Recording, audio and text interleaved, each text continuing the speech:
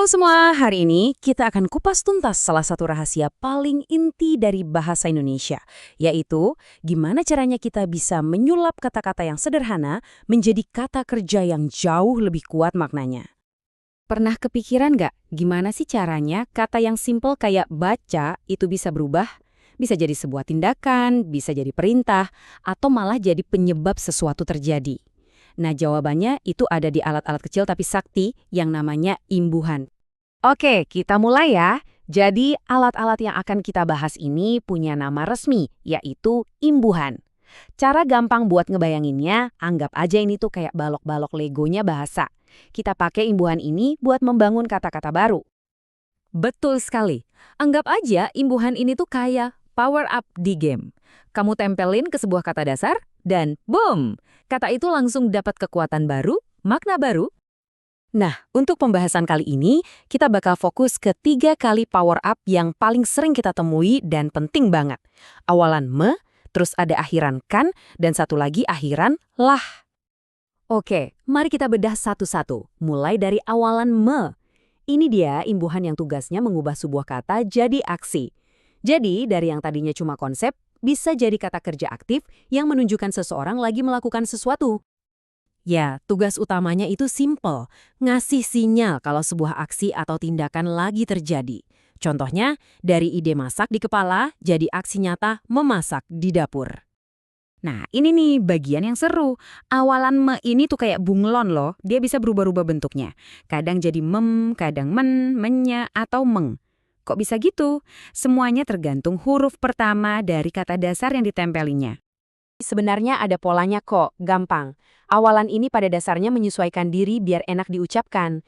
Misalnya kalau kata dasarnya diawali huruf P, me jadi mem, dan huruf P aslinya itu jadi melebur atau hilang. Makanya dari potong jadi memotong, bukan mempotong. Unik kan? Yuk, kita lihat contoh kalimatnya biar makin jelas. Untuk kata dasar masak yang diawali huruf M, dia tinggal ketemu me dan berubah jadi memasak. Gampang kan? Contoh lain nih, kata dasarnya kan sapu, diawali huruf S. Sesuai aturan tadi, me berubah jadi menye, dan huruf S-nya hilang, jadinya menyapu.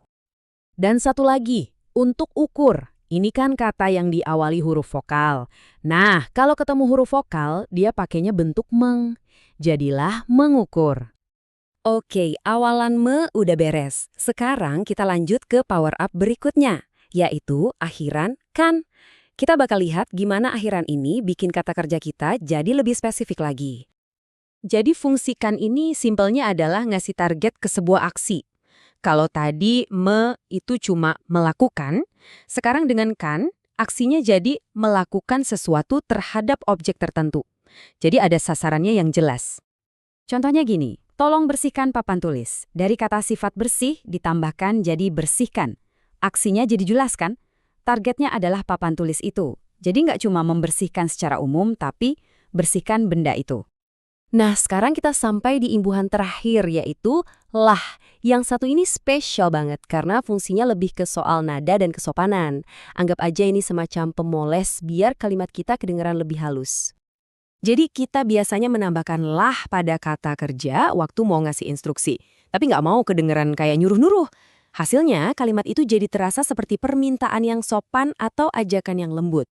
Coba deh rasain bedanya.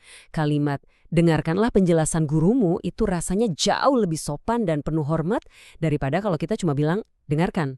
Nah, kelembutan inilah yang penting banget dalam budaya komunikasi kita di Indonesia.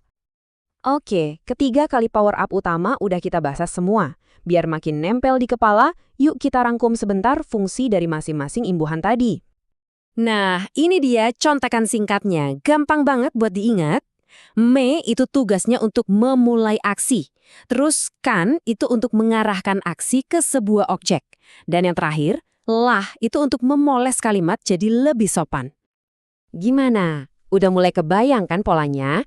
Sekarang biar ilmunya makin mantap, ayo kita coba latihan sedikit ya. Udah siap? Coba deh. Perhatikan kalimat berikut ini dan coba pikirkan imbuhan apa yang paling pas untuk ngisi bagian yang kosong.